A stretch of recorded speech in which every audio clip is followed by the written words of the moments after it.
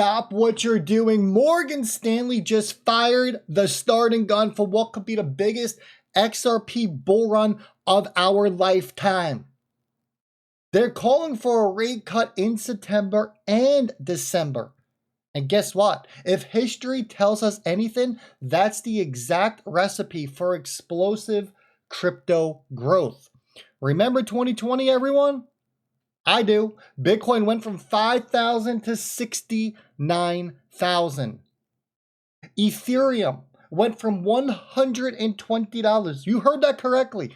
$120 to $4,800. And now we got ETFs, futures, and regulatory clarity setting the stage for XRP to do what it's always been built to do. Go parabolic. By the end of this video, you'll see exactly why I'm calling for XRP Supercycle, because the setup that you're looking at, the setup that the charts are screaming, is $20 to $30 on XRP in 2026. Without further ado, sit back, relax, pop open a nice cold drink, kick up those feet, and crank up the volume, folks, because we're getting into it. I got goosebumps already. We haven't even got started. Morgan Stanley, there you go. I made the video early in the week. On Tuesday, I told you we were going to really dig into this. So Morgan Stanley revised their outlook. 25 basis point rate cut in September. If you don't know, September is just a couple of days away. And December. Now, the average person, Uncle Billy Bob down the street who got one tooth, who doesn't really know too much of what's going on out there, he's like, 25 basis points. He thinks it's no big deal. But us crypto veterans, we know better. Oh, yes, we do. We know that rate cuts equal liquidity. We know that liquidity equals rocket fuel. In 2020, the Fed slashed rates to zero and flooded the system with cash. Do you remember what happened? I do. Bitcoin went banana. Absolutely bananas. 5K to 69K. Boom, like that. Bada bing, bada boom, it was done. Ethereum, 120 to 4,800. The entire crypto market had a $3 trillion explosion. Rate cuts just don't help crypto, everyone. They supercharge it. They create conditions where capital has to flow into risk assets. And crypto, it is the highest beta play on the planet. Now we look at this. We look at the information coming from the CME group. This is all futures. This shows you the amount of demand that is out there for XRP. The CME group is telling you that XRP was the fastest ever contract to cross $1 billion. So let's talk about why 2025, 2026 will be bigger than what we saw in 2020. Here's the difference between then and now. 2020, we had no ETFs. Institutional demand, it was all a dream. Now, spot Bitcoin ETFs, well, guess what? They are already here. Ethereum ETFs, well, they're starting to warm up. And XRP ETFs are a matter of when. Not if, when. They're coming. They're coming in October. The SEC can no longer kick this can down the road. It's either a yes or a no. And there is absolutely no reason for them to say no at this point. 2020, futures were small and illiquid. But now, crypto futures just surpassed over $30 billion in open interest for the first time ever.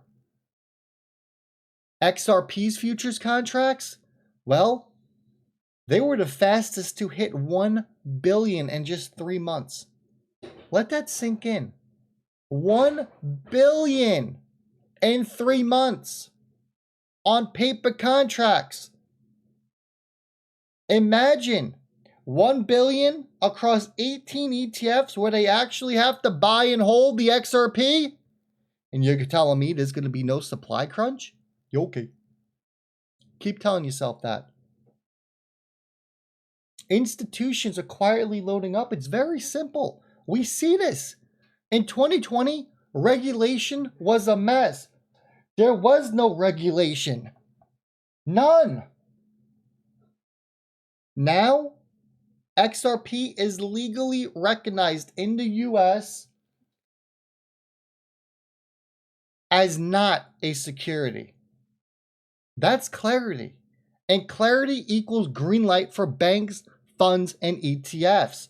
So if 2020 gave us a 10x to 40x with none of this infrastructure, imagine what happens, with all of it in place.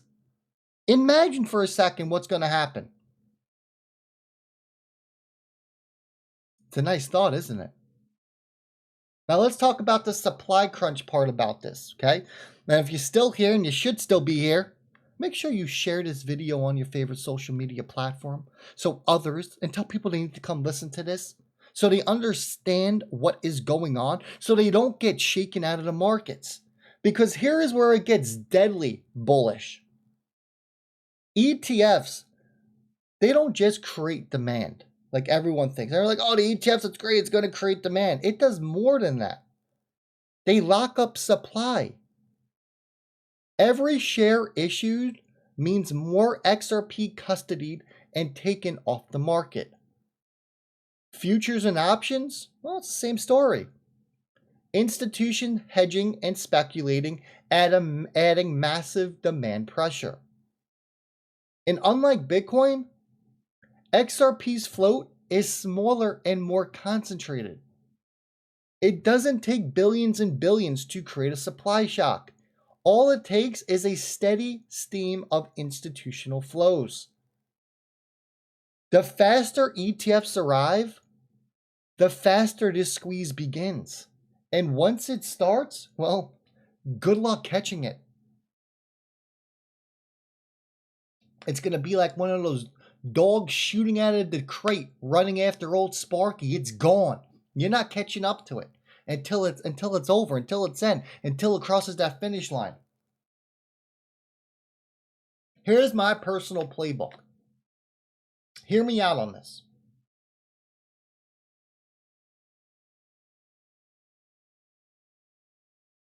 Near term, XRP. This year, by the end of the year, by December 31st of this year, $6 to $9 on XRP. Okay? Very conservative number here.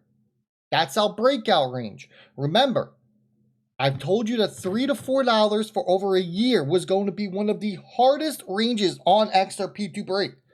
And you can see that right now. It is a very difficult range. But here's the kicker. If I'm wrong on 6 to 9, lock in. It gets even better. That means consolidation is lasting longer. That means the coils are tightened. And when rate cuts plus ETFs collide in 2025 and into 2026, XRP doesn't stop at 9. It rips to that $20 to $30 valuation. Think about it. Bitcoin did a 10x after the 2020 cuts. Ethereum did a 40x.